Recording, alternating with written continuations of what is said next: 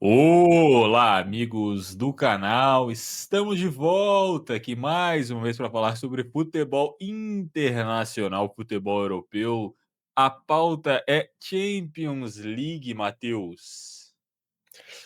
É isso, Bruno, uma rodada com muitos gols da Champions League nessa volta da data FIFA, do jeito que a gente gosta. Nós gostamos de futebol com gols, porque quem sai de casa para ver 0-0 é o Fábio Carille, não sou eu.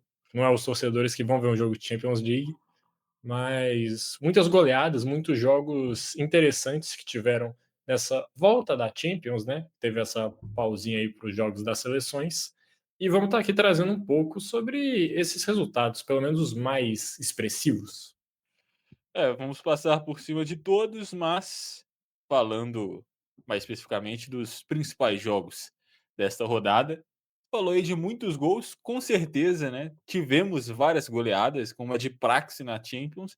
Mas eu confesso que às vezes eu prefiro ver um 2-1 disputado do que um 7-0. Depois do quarto gol, se não é meu time jogando, me dá uma vontade de mudar de canal. Eu acho que começa a ficar É, chato. fica aquele clima de fim de pelada, assim. As defesas não estão marcando Aquela direito, graça. saem uns gols meio nada a ver. A final da Champions League, essa última Champions, por exemplo, metade do primeiro tempo eu já estava mexendo no celular. Já tinha acabado em qualquer desafio daquela partida. Mas, enfim, você ia falar alguma coisa? Não, podemos seguir aqui para os jogos da Champions. Já começamos com uma dessas goleadas, Barcelona 6, Olympiacos 1. Resultado esperado, talvez não o placar, né. É, eu diria até que uma goleada do Barcelona era esperado. E eu vou falar aqui, não sei se você concorda, uma análise sobre esse Barcelona. Talvez seja o time que tem a maior capacidade de gerar perigo e de fazer gol num time adversário no mundo hoje é o Barcelona. É impressionante como ele consegue transformar um jogo, tá ali de um 2-1 para um 5-1 de uma forma muito rápida, e um jogo que parece controlado, tranquilo, como eram as semifinais da Champions da Inter de Milão, um 2-0 vira um 2-2 em questão de 3 minutos, basicamente, contra esse Barcelona. E não dá para falar que é uma questão, tipo, a circunstância do jogo, não, é uma característica que o time tem. E nesse jogo foram 3 gols em 3 minutos, ou não, 3 gols em 5 minutos, para ser preciso, e 4 gols em 10 minutos. Se a gente for pegar os gols do Yamal, um do Firmin e 2 do Rashford, eles aconteceram no intervalo de 11 minutos. Então, é um time que é muito ofensivo, marca muitos gols, já foi uma marca do time na temporada passada e parece que agora vai continuar sendo. E com uma escalação exótica, né, assim, mista, com alguns jogadores aqui. Por exemplo, o meio atacante Pedro Fernandes, eu clico aqui nele para ver informações no Google, por exemplo, e não aparece ninguém, aparece um ator e cantor mexicano, ou então um vocalista, José Martín Cueva Cobos, nome artístico Pedro Fernandes. Então, assim, alguns jogadores diferentes na escalação, acho que você falou aí, eu concordo. Talvez nessa questão de espancar times ruins, o único que se compare é Bayern de Munique, que é o maior espancador de ruim da história do futebol. Só que eu acho que o Barcelona consegue isso com mais frequência e talvez contra adversários um pouco mais acima. Não que o Bayern perca para esse adversário, só que não tem tanta facilidade assim. Eu acho que até meio difícil falar qualquer coisa, né? Pela facilidade que foi o jogo. O Barcelona era muito mais time mesmo com os reservas e sigo tudo que você falou sobre a qualidade ofensiva do time. Destaque para o Rashford também, que teve bons momentos no Manchester United, mas a reta final dele já estava sendo questionado, saiu meio que chutado do Manchester United, dá para falar assim. Teve um período curto no Aston Villa, onde ele conseguiu até jogar bem, recuperar um pouco o futebol, e agora no Barcelona ele já tinha sido destaque na vitória contra o Newcastle e volta a fazer gols numa rodada de Champions League, então é um jogador que, se recuperar a boa forma, ele pode ser muito útil para o Barcelona, não só como um 12º jogador, mas para disputar posição nesse ataque, tá. Ah, com certeza, e lembrando também que o Lewandowski não é nenhum garoto, né, já tem que estar pensando aí numa futura renovação da posição, e o Rashford hoje sai na frente. Ele que surgiu, muito bem no United, ainda com 18 anos, 19 anos, teve suas melhores temporadas, nessa idade, depois ele foi caindo de produção, né, coincidentemente, quanto mais tempo ele passou no United, pior ele foi ficando. Mas é um jogador, assim, de muita qualidade, mostrou isso no Villa, igual você falou, fez uma boa dupla com o Asensio, e é um cara que, se você fosse há 8 anos atrás, quando ele estava surgindo, era um jogador para ser titular de qualquer time no mundo. Hoje, ele ainda tem essa posição meio reserva no Barcelona, mas com certeza ele tem qualidade para brigar para ser titular, igual você falou. E é legal ver o Rashford que jogando grandes jogos Champions League e indo bem. É um jogador que, pelo menos eu gostava muito de ver quando ele estava surgindo lá no United. É, dando a volta por cima, né. Assim como todo mundo que sai do United, né, coincidentemente. Fala do United não, ganhou no Anfield, viu. Não que esteja Faltam sendo muito 3. difícil também, né, de virar. Faltam 3 para cortar o cabelo. Não que virar jogos no Anfield não tem sido muito difícil para os adversários, para o Liverpool sim. Kairat e Pafos 0-0, não assisti nada desse jogo. Temos um Newcastle 3-0 contra o Benfica, gols de Harvey Barnes e Anthony Gordon. Também não assisti, não sei se você viu essa partida. Não vi, mas uma boa vitória para o Newcastle, né, que perdeu para o Barcelona, e a segunda rodada eu vou até conferir aqui qual foi a o jogo do Newcastle, mas acho que ganhou do Union Saint-Gilloise por 4-0. Então, imagino que para o Newcastle classificar entre os 8 seria sonhar demais, mas pegar aquele playoff ali, conseguir essa vitória contra um Benfica do José Mourinho é importante. Ele está com 6 pontos dos 9 disputados, ele vai construindo um cenário onde ele pode ficar ali nessa zona. E lembrando que o próprio PSG, que foi campeão ano passado, não passou direto, né?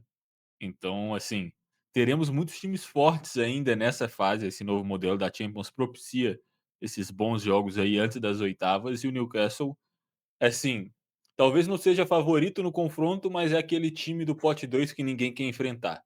Que todo mundo olha e, opa, esse daqui dá pra perder. A próxima Com certeza. partida aqui, resultado muito surpreendente, pelo menos para mim. PSG, ó, PSG não. Se fosse PSG, talvez um pouco mais normal. Mas PSV metendo 6-2 no Napoli, atual campeão italiano. Não esperava, sabe? Você vê que o Napoli tem um jogador expulso, mas já foi no final do jogo. Muitos gols também no final da partida. Se você for ver até os 40 minutos, 35 do segundo tempo, a partida estava 3-1. Aí vai lá 4-1, 4-2, 5-1, 5-2. Ah, não. Isso, exatamente. 5-1, 5-2, 6-2. Então, muitos gols no final, mas de qualquer forma, não é um resultado que eu esperava pelos times, pelos resultados que eles vão apresentando na temporada. É um resultado que chama a atenção, com certeza, mas acredito também muito circunstância de jogo. Se eles forem jogar 10 vezes na temporada, esse 6-2 PSV só acontece nesse jogo aí. É capaz do PSV até ganhar outros jogos, mas não com essa vantagem tão grande que foi contra o Napoli. Realmente teve um jogador expulso no final e pode ser consequência. O PSV fez 3 gols depois de ter um jogador a mais em campo. Então, não sei, não acompanhei tanto o jogo, mas pode falar que pesou de certa forma para o Napoli. Ele já estava desgastado, tem um jogador a menos, com certeza pesa.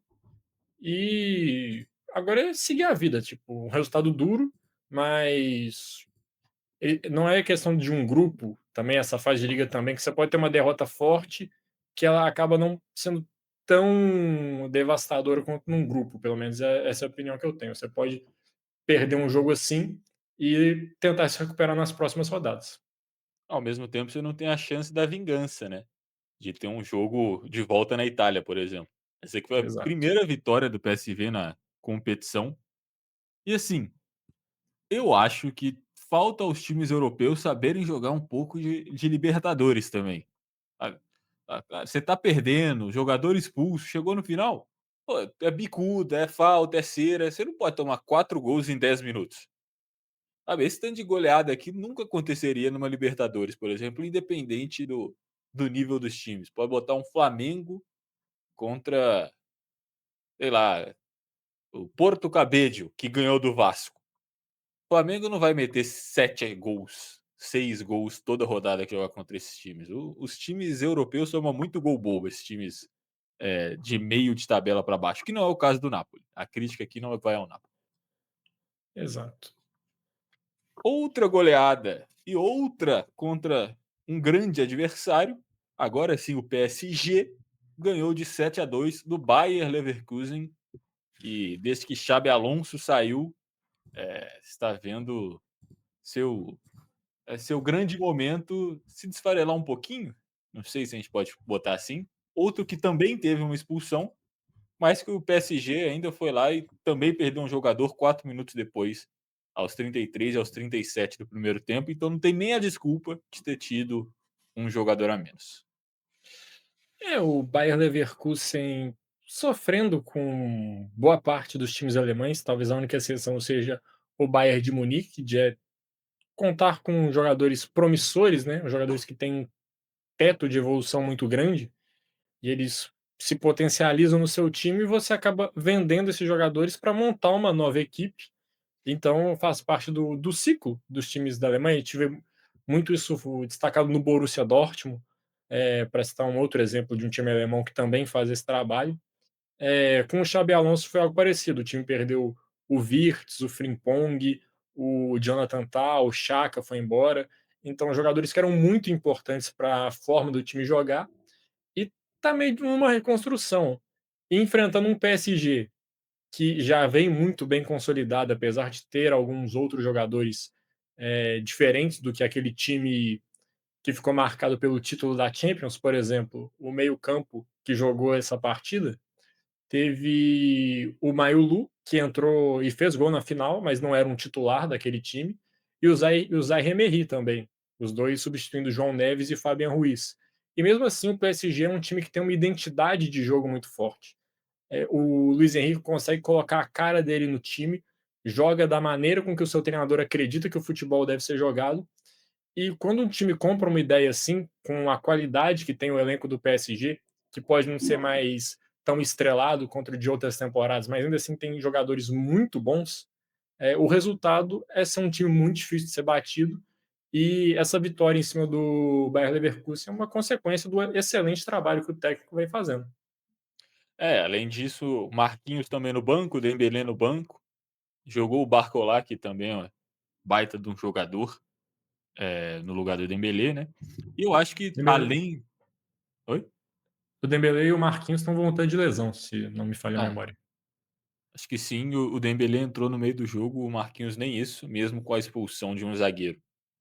Eh, mas eu acho que você comentou sobre o planejamento e todo o projeto do PSG que é muito bom, a gente pode usar esses mesmos argumentos para criticar o Leverkusen, né, que depois que saiu o Xabi Alonso, eles tentaram ali com Erik ten Hag e mandaram ele embora em tempo recorde, durou pouquíssimo tempo, o que não é tão comum assim em grandes times europeus, mas que a diretoria fez essa exceção, porque diziam que eles estavam surpresos com o quão ruim era o convívio de Ten Hag nas questões extracampo, principalmente. Ele que já começou o trabalho dele com um amistoso tomando goleada para o sub-20 do Flamengo e durou acho que 3 jogos. E aí você muda técnico, perde toda a pré-temporada, perde todo o trabalho e no final das contas esse é o resultado quando você joga contra um time que não cometeu esses mesmos erros. Temos ainda Inter de Milão 4-0 fora de casa contra o Union, que também resultado, acho que dentro do Esperado. esperado, né. Royal Union Saint-Gilloise, se o meu francês não me falha, time belga. Vamos Saint-Gilloise. San eu acho que meu sotaque tá melhor, não queria falar nada. Mas pouca coisa para falar também, temos aqui um Borussia Dortmund e Copenhague, 4-2 para o Dortmund. Acho que jogo sem muitas surpresas, o que não é comum do Dortmund, que gosta de complicar jogos, esquisitos, mas aqui eles abriram 4-1 e depois tomaram o 4-2 no finalzinho. Jogo atípico do Borussia Dortmund, apenas uma virada, não, nenhuma virada, então não é o tipo de jogo que o time está acostumado a jogar. Tivemos finalmente um resultado normal, Manchester City 2-0 fora de casa contra o Villarreal. Obviamente gol de Erling Haaland e mais um de Bernardo Silva. É, o Guardiola tá numa reconstrução nesse Manchester City, perdeu jogadores importantes, mas tem o Haaland, que é uma certeza de pelo menos um gol por partida, isso já ajuda muito o trabalho de qualquer treinador.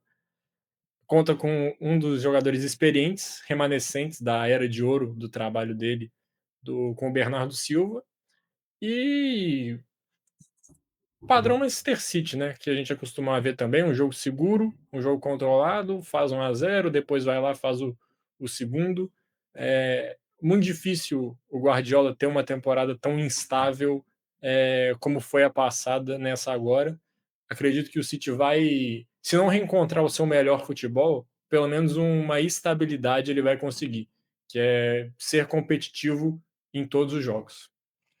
É, e acabou que na temporada passada que você citou foi um conjunto de fatores, né, um final de ciclo de vários jogadores, somada com lesões de atletas importantes que não eram tão esperadas, que geraram, uma temporada abaixo do City que, mesmo sendo abaixo a temporada, ainda classificou para a Champions e agora com todas as novas contratações, o retorno de lesão não tanto que o Rodri já machucou de novo, por exemplo, né, mas dificilmente a gente vai ver um City tão fragilizado como estava antes.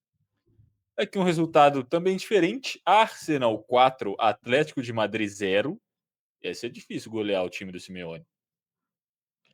Pois é, mas o Arsenal que assumiu a liderança da Premier League com alguns tropeços dos rivais, na Champions League também enfrentou um adversário forte, um adversário duro, como você destacou, não costuma ser goleado com frequência, mas o Arsenal não quis nem saber, foi para cima e passou o carro em cima do Atlético de Madrid. Destaque para os brasileiros, Gabriel Magalhães e Martinelli, os dois com gols. É importante ver o Martinelli voltar a marcar, ele que vinha sendo criticado, contestado ali a questão da titularidade dele. Em alguns momentos chegou até a ir para o banco, o Trossard começou a jogar ali pelo lado esquerdo, mas parece que ele está se reencontrando também um bom futebol, e acho que é importante, olhando não só para o Arsenal, mas também para o Brasil, pensando em conta que tem Copa do Mundo no final dessa temporada, ele é um jogador que muito provavelmente vai ser convocado, o Magalhães nem se fala, titular da defesa do Brasil. E o Gyökeres também marcando 2 gols, que começou meio devagar, com problemas de adaptação, mas a verdade é que ele é a peça que faltava ali para aquele Arsenal, um centroavante, um cara para fazer os gols que o time cria, jogou muito tempo com o Havertz ali naquela função, com o Merino, o Gabriel Jesus talvez seja era o único centroavante ali que o time tinha no elenco, mas com uma característica um pouco diferente. O Gyökeres chega para ocupar esse espaço e parece que ele está se adaptando de uma forma até rápida, assim. Óbvio que pelo preço que foi pago, se ele na estreia ele já não joga bem, todo mundo fala: "Ih, gastou dinheiro à toa, jogou dinheiro fora", mas é preciso dar um pouco de tempo até as coisas se arrumarem, e parece que o Gyökeres está conseguindo se adaptar ao time do Arteta. É, o Martinelli que você citou aí, parece que vem numa temporada artilheira, né, tem feito até bastante gol, que não é, não é o comum dele, né, não é um jogador de tantos gols, apesar de que, se eu não me engano, ele tem o recorde de gols em uma única temporada da Premier League, empatado numa única temporada da Inglaterra, por um jogador brasileiro, empatado com o Roberto Firmino com 15 gols. Eh, mas fez gols importantes já essa temporada. E igual você falou, o Gyökeres é aquele negócio, no primeiro jogo, depois que pagaram o que pagaram nele, nas redes sociais já estavam fazendo piada que ele tinha passado mais vezes a mão no cabelo do que encostado na bola. Aí no jogo seguinte, se eu não me engano, ele faz um gol, todo mundo fala que é o craque, que é o novo Pelé que chegou pro Arsenal que pagou barato. Aí passa 2 rodadas sem marcar, ele já é horroroso de novo. Então assim, nas redes sociais ninguém tem paciência pra nada. Agora que ele fez 2 gols, vai estar todo mundo falando que o Arsenal fez muito bem, que ele é um baita de um jogador, que ele ninguém sabe como ele ficou tanto tempo no Sporting, mas se ele passar 2, 3 jogos sem marcar, sem aparecer muito, já vão estar chamando ele de bagre de novo. Então, ele tem que encontrar consistência e sabe, se o Haaland, que faz gol todo jogo, se ele passar 2 jogos sem marcar, ele vai ser chamado de ruim, imagina o Gyökeres. Exato, e também interessante ver como o Arteta está conseguindo encontrar o time. Ele foi criticado depois de um início com alguns jogos tropeçando. Eu lembro que ele perdeu para o Liverpool e teve um jogo que ele empatou, se não me engano, foi dentro de casa contra um adversário que não era do Big Six na Premier. E já vi algumas contestações, porque o Arsenal é um time que tem muita pressão por ganhar um grande título nessa temporada. A peça que faltava chegou, como a gente destacou aqui. Então, não tem mais uma desculpa para o Arsenal não conquistar um título. Óbvio que, assim, você ter essa pressão numa temporada com grandes times jogando campeonatos tão disputados é complicado, mas o Arsenal é um time que se coloca na briga e eu acho que junto com o PSG e Barcelona são os 3 melhores times da Europa hoje no momento. Eu colocaria o Bayern de Munique nessa disputa aí.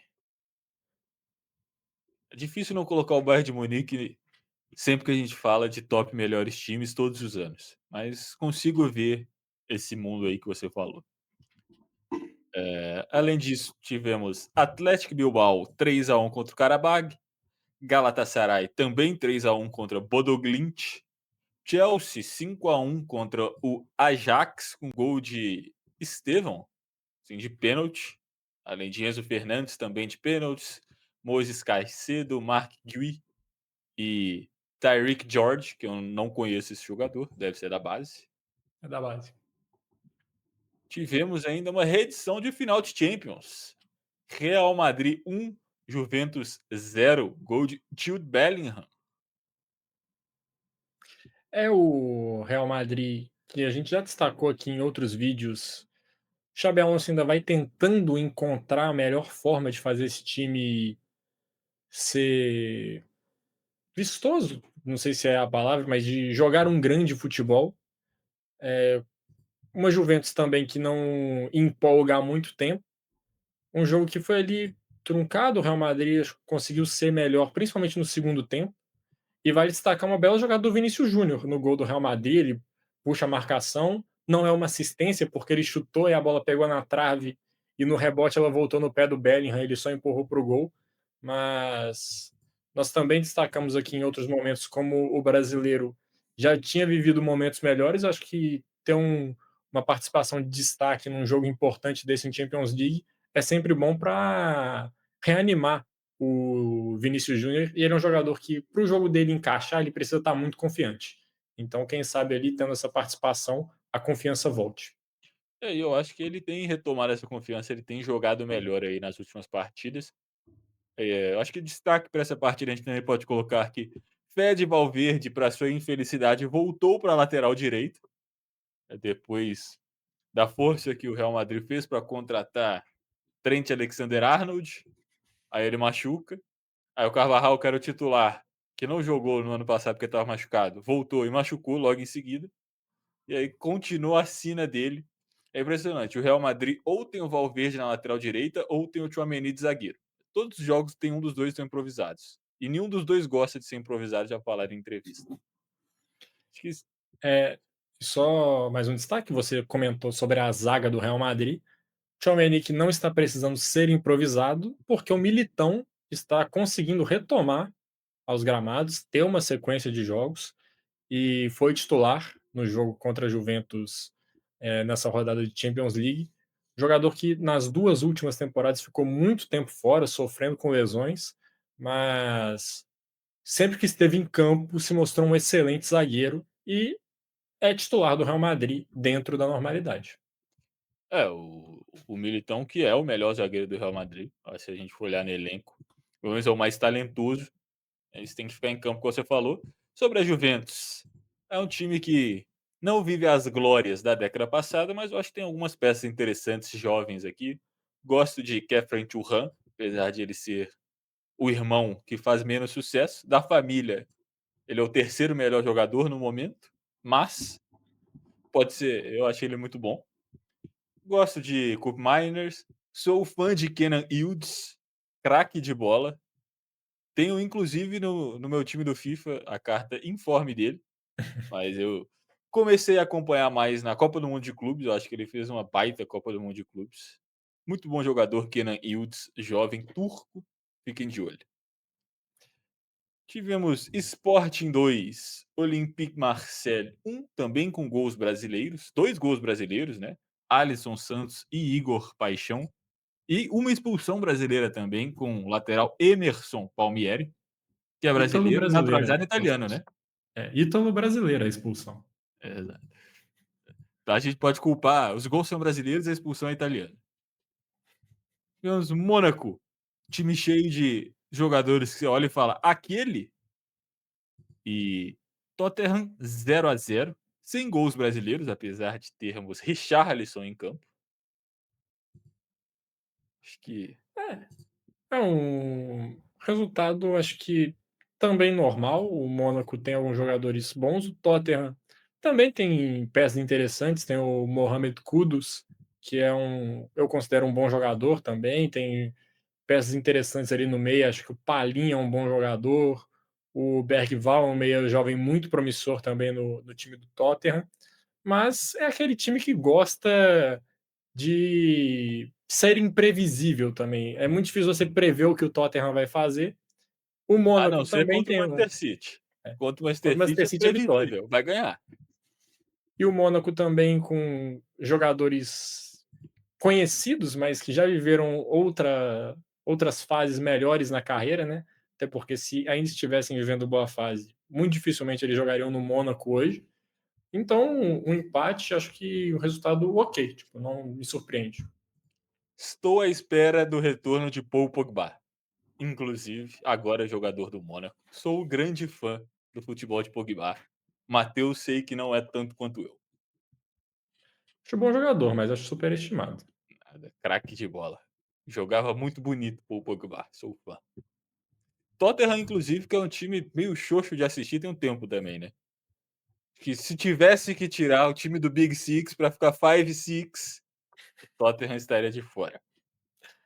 O Tottenham contratou um técnico que tem a característica do último trabalho dele, que foi no Brentford, o Thomas Frank, de ser um time muito competitivo, mas não muito vistoso também. Acho que essa é a ideia do Tottenham, que o último treinador, o Andy Postecoglou, era um idealista do futebol, podemos dizer assim, que não, o futebol tem que ser para frente, tem que jogar de um jeito bonito, e esse futebol levou o Tottenham a ficar em 15º na última Premier League.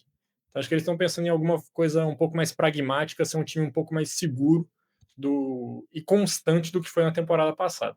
Que foi um time que foi 15º na Premier League, mas acabou sendo campeão da Europa League. Então, muito irregular. O Tottenham acho que está pensando em ser mais constante. É aquele DNA inglês, né?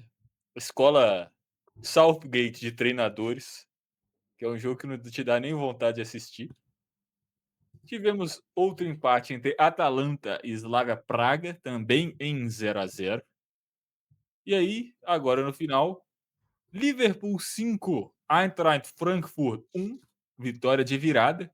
Confesso que quando eu vi 1-0 Frankfurt, eu pensei, olha, o Liverpool realmente vai continuar essa sequência péssima que vem vivendo. Mas não, depois, no primeiro tempo já estava 3, se eu não me engano, sem muitas dificuldades. Um destaque para o Frankfurt é que todos os jogos dele na Champions League foram 5-1. Ele ganhou do Galatasaray por 5-1 e depois perdeu para o Liverpool e para o Atlético de Madrid pelo mesmo placar. Com relação ao Liverpool, o início de jogo estava ali equilibrado, talvez o Liverpool um pouco melhor, mas ele toma um gol numa jogada em que expõe talvez uma das deficiências que o Liverpool vem tendo nessa temporada, que é uma defesa vulnerável ali, principalmente na frente da zaga, no meio-campo. A jogada foi construída por ali, parou no lado esquerdo, um chute muito bom do jogador do Frankfurt, o Christensen, fez o gol. Então, ali já estava parecendo um time que estava numa fase ruim, jogando fora de casa, toma 1-0. A tendência é que as coisas que já não estavam dando certo, elas fiquem não dando certo por mais tempo. Só que não foi isso que aconteceu. O Frankfurt, por pelos placares, dá para perceber que é um time que vai muito para cima, tenta atacar, e o gol do Liverpool sai numa jogada de contra-ataque, onde não tinha ninguém no campo de defesa. O Robertson ele dá um passe para o Ekitike, que sai do meio-campo sozinho, não tinha ninguém para acompanhar, ele só fez o gol. E vale destacar, o Ekitike vem sendo o melhor jogador do Liverpool na temporada até aqui, acho que junto com o Chiesa, que talvez viesse a ser o melhor se ele fosse colocado em campo, mas o slot não coloca ele, não sei porquê. E os outros dois gols no primeiro tempo foram de escanteio, com os dois zagueiros, um do Van Dijk e outro do Konaté. Acho que isso abriu o caminho para o Liverpool se tranquilizar um pouco e dar uma acalmada na fase ruim que vinha vivendo. Eu acho que alguns destaques dessa partida, que Ekitike e Isaac jogaram juntos, que é uma formação que quando os 2 foram contratados, a gente até conversou aqui, que não faria sentido o Liverpool gastar tanto dinheiro em 2 atacantes, teoricamente, que jogavam, né, numa função muito similar, quando você tinha ainda outras peças no ataque, por exemplo, o Salah que estava no banco nesse jogo. Então que a gente teria que ver alguma formação com os 2 juntos para você não ter 60 milhões de euros no banco, ou 120 milhões de euros no banco. E assim, é igual você falou, se a gente tiver fazer uma comparação agora de qual investimento valeu mais a pena nos primeiros 3 meses, o Ekitike tem jogado melhor do que o Isaac, apesar de que eu sou um grande fã do sueco. Também tem mais tempo, treinou mais, teve a pré-temporada, né, que o Isaac não pôde ter, porque o Newcastle não estava muito querendo vender, mas funcionou essa escalação com 2 centroavantes de acho que os 2 têm mais de 1,90 m, né, também. Uhum. Aí tivemos Cody Gakpo fazendo gol, o querido Purrar no slot, Cody Gakpo. Você falou aí que o Chiesa não vem tendo muitos minutos, muito porque o slot é muito fã do seu conterrâneo holandês, e agora que ele fez gol, dá mais um motivo para continuar sendo escalado.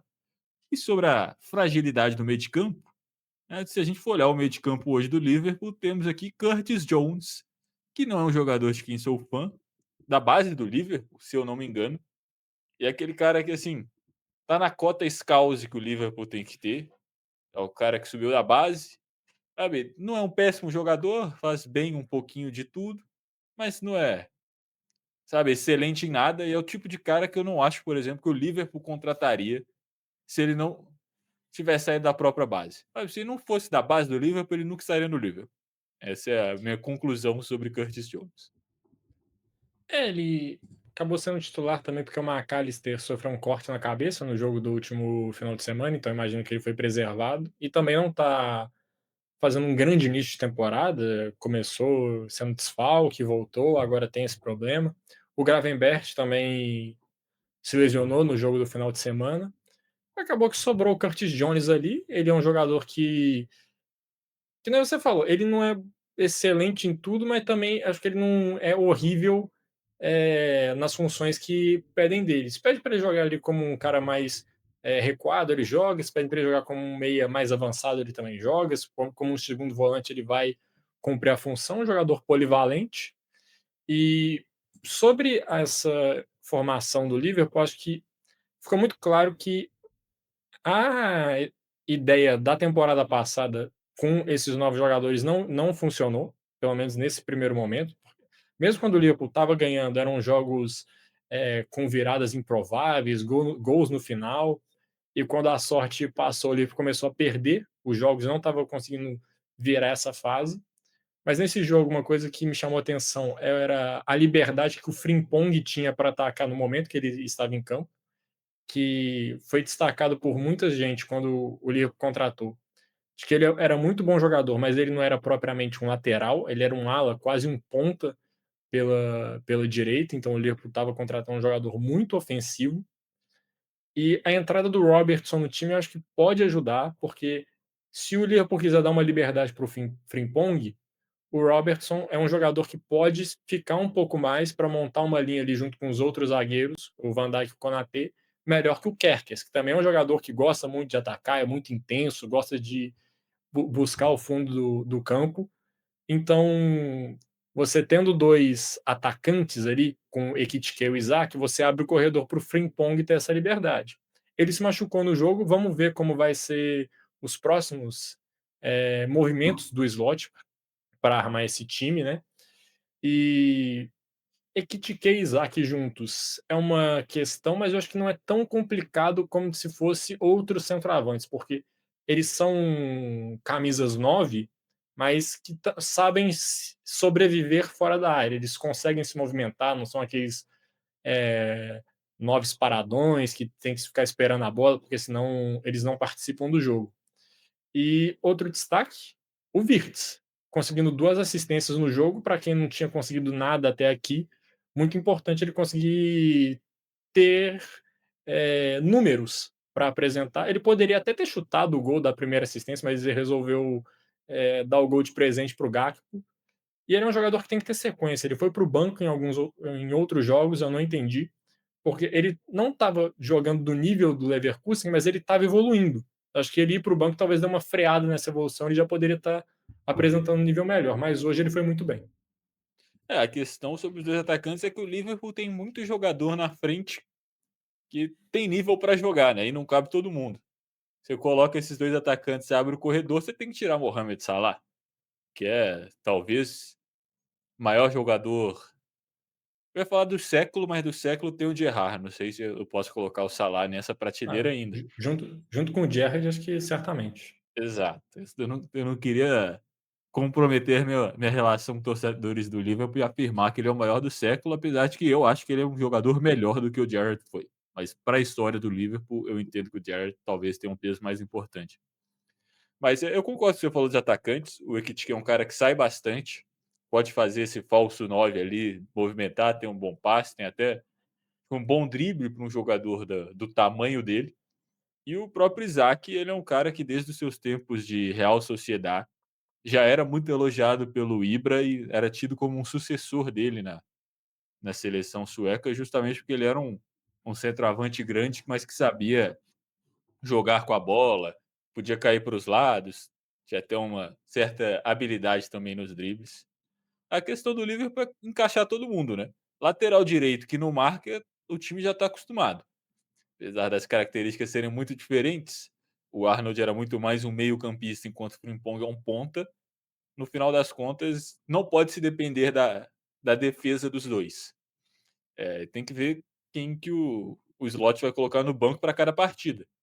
Porque, igual eu falei, o Gakpo ele gosta muito, o Chiesa vem num grande momento.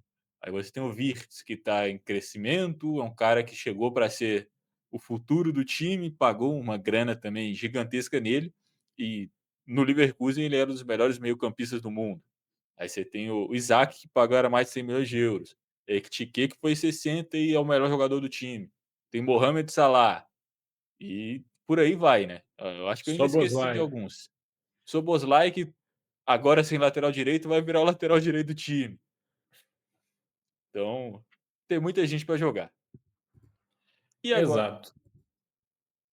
você vai falar mais alguma coisa dessa partida ou posso passar para a próxima? Não, pode passar, acho que a gente já destacou muito sobre esse jogo.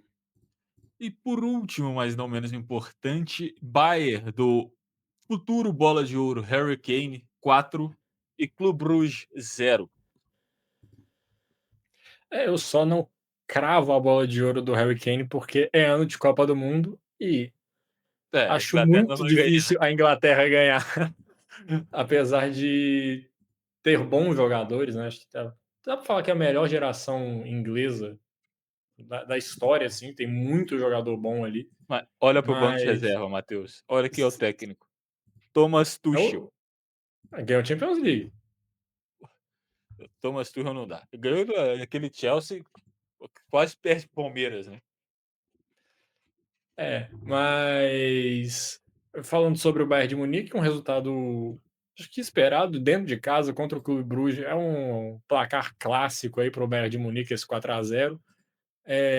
Destaque para as contratações, para o ataque que chegaram, Luiz Dias, Nicolas Jackson, os dois marcando gols. Harry Kane, se a gente fala que o Haaland é uma certeza de gols, ele também é. E foi muito tempo subestimado o que o Harry Kane fazia no Tottenham. Acho que ele ter ido para o Bayern, apesar de que ficou mais exposta a zoeira que faziam com ele na primeira temporada, porque o Bayern não ganhou um título, mas ele é um craque de bola, assim. É muito prazeroso ver o Harry Kane jogar, porque ele é um 9, mas que pode ser um 10 assim, de uma forma muito fácil. A facilidade que ele tem para abrir espaço, para achar passe, para fazer gol, acho que nenhum jogador no mundo hoje tem. Não, eu falei aqui que ele é o futuro Bola de Ouro, mas hoje se eu tivesse o poder de votar hoje na Bola de Ouro, o Harry Kane com certeza seria meu voto. Jogando muita bola, igual você falou, ele faz mais de uma função. Você tem clipes dele nos últimos jogos do Bayern jogando, assim, buscando bola no pé de zagueiro para lançar atacante. Ele, no final do jogo, voltando para marcar lateral e joga de centroavante e arma como um 10 e volta para buscar jogo como um volante, assim. É um absurdo o que o Harry Kane faz. Além de tudo isso, acho que numa era você falou dele ser subestimado por causa do Tottenham, eu acho que ainda inclui nisso que hoje a gente vive uma era digital e querendo ou não, acho que os jogos de futebol têm uma certa influência no que as pessoas pensam dos jogadores, e o Harry Kane sempre foi ruim nos jogos, né, no FIFA, no PES, porque ele era muito lento, mas em campo isso não afeta ele de forma alguma. Eu acho que a gente tá vendo talvez uma conversão do Harry Kane, que no Tottenham ele era muito mais um atacante, às vezes falso 9. Agora no Bayern ele tem, sabe, ele pode atuar até mesmo como um meia. Talvez a gente esteja vendo o que aconteceu com o Rooney, que começou como centroavante, depois foi ponta, meia, teve uma carreira quase como volante. Eu acho que a gente pode ver isso com o Harry Kane. Só que a diferença é que o Kane é melhor do que o Rooney em tudo. Esse é o meu hot take do dia. Eu acho que o Kane ele faz tudo que o Rooney faz, só que melhor. Concordo. Acho que são jogadores de categorias diferentes. Apesar do Rooney ter sido um bom jogador, eu considero o Harry Kane craque. E você falou que, apesar dele não ser muito veloz, ele consegue ainda assim ser o Estar em todo melhor lugar do campo. ser o melhor da posição. Um jogador que eu penso que jogou um pouco mais atrás no campo, mas que também tinha essa característica, é o Busquets, que também não era rápido, ele não era forte, ele não era intenso, mas ele controlava o meio-campo todo jogo que ele estava. Então, o Harry Kane, ele, um pouco mais à frente no campo, ele me passa essa sensação. Também era péssimo no videogame. Eu diria até que o Kane, eu acho que ele é um melhor jogador do que o Busquets. Mas que também é um outro, assim, top 3 volantes do século, talvez eu colocaria o Busquets. O Kane também é top 3 atacantes do século. E ainda tivemos gol nessa partida de Lennart Carr, de 17 anos, fez o primeiro gol do Bayern de Munique. O Bayern também que direto lança um jogador jovem que faz gol. Dificilmente eles vingam por muito tempo, né? O Bayern é mais um time de jogadores experientes, não é muito um time de moleques, a não ser que eles contratem um moleque de algum outro time alemão, mas com mais rodagem. É difícil a gente ver o Bayern dando minutagem para um jovem da base, a não ser que seja um fenômeno, como era o caso do Musiala, por exemplo. Eu tô puxando a memória, eu não lembro se o Kimmich foi da base do Bayern de Munique Eu também, mas eu acho que não. já puxando também. O Toni Kroos eu também não lembro, mas chegou muito jovem ao Bayern de Munique também. É um ambiente propício para esses jogadores também se desenvolverem, como é o futebol alemão. O Bayern acaba contratando essas promessas de muitos clubes, como foi o caso do Neuer, do Goretzka, do Mário Götze. Esse aí não deu tão certo no Bayern de Munique, mas também é uma cultura do time contratar os principais jogadores da sua liga. Eu fiquei muito surpreso quando o Wirtz não quis ir para o Bayern de Munique, preferiu o Liverpool, porque é meio que padrão o Bayern de Munique pegar esses jogadores antes das grandes equipes europeias. Trago aqui a informação, eu estava correto no que eu lembrava. O Kimmich, antes do Bayern, jogou por Stuttgart e por Leipzig, ainda quando jovem, mas chegou no Bayern com 19 anos também, sabe, o futuro Philipp Lahm. Ele foi contratado para ser o substituto do Lahm, acabou que virou mais meia do que lateral direito, outro baita jogador também. E bem É, melhor que o Lan, tá? Eu acho, eu pelo também menos. acho. O Bayern faz muito isso, ele contrata muitos jovens e a gente até vai: "Ah, será que esse cara surgiu no Bayern ou foi contratado?" Geralmente foi contratado. É o caso do Neuer, acho que é a mesma coisa do Toni Kroos também, pesquisar aqui para não estar falando bobagem. Eu tenho essa cabeça O do Goretzka também O Goretzka que jogou um pouco mais no Schalke, né, se eu não me engano. foi. Deixa eu ver aqui do O Kroos. Ah, o Sané pelo também, mesma coisa. pelo que eu tô vendo aqui, eu acho que o Kroos veio do Bayern. É, ele começou numa outra base, foi para a base do Bayern, subiu no Bayern, aí o Bayern vendeu pro Leverkusen, aí depois foi lá e recomprou. Tá Assim, aí. subiu da base, mas não teve espaço assim que subiu da base, teve que ser vendido e recomprado. O Bayern é difícil a gente ver um cara que sobe da base e tem continuidade, só me vem de cabeça o Musiala, que é um baita jogador que não consegue ficar saudável, infelizmente. É, quebrou a perna no Mundial de Clubes, aquele lance lá foi bem feio. Foi com o Donnarumma, né, se eu não me engano. Foi. Mas enfim, acho que falamos de tudo dessa rodada de Champions League. Falamos pelo menos dos mais importantes, com certeza. É isso. Algo a acrescentar ou já podemos caminhar para o final? Quase 50 minutos também. É, ninguém vai aguentar ficar a gente ouvindo mais. Ficar ouvindo mais a gente, no caso. Exato. Quem chegou até aqui, o que precisa fazer, Bruno? Primeiramente, quem chegou até aqui é um campeão nesse vídeo da Liga dos Campeões. E quem curtiu o nosso trabalho e quer dar aquele apoio, primeiro, deixa seu like para mostrar que você gostou do conteúdo, que ele lhe foi útil de alguma forma. Se inscreve aqui no canal também para você não perder o conteúdo que a gente tem postado. A gente falou aqui várias referências a outros vídeos que a gente fez. Tem produzido muitos vídeos aqui, futebol nacional, futebol internacional, futebol de seleções. A gente faz com muito carinho e espero que vocês gostem, né? Falta um inscrito para a gente bater nossa meta de 250 inscritos, então se inscreve aí, por favor. Deixe seu comentário, comenta aí o que você achou dessa rodada, dos jogos, se você concorda ou discorda das nossas opiniões, também o porquê. A gente acha que deu para perceber nesses 50 minutos de vídeo. Gosta bastante de falar sobre futebol, então se você comentar aí, a gente vai te responder. Pode gerar uma conversa muito legal. Além disso, indique esse vídeo para os seus amigos, para os seus familiares, para os seus inimigos, para pessoas que você não conhece na rua. Mostra que, olha que esses dois bobões aqui estão falando sobre Liga dos Campeões, não sei o quê. Fala suas opiniões também. Discuta com estranhos na rua, vai ser saudável. E acho que é isso, né? É isso, um abraço e até o próximo vídeo. Falou!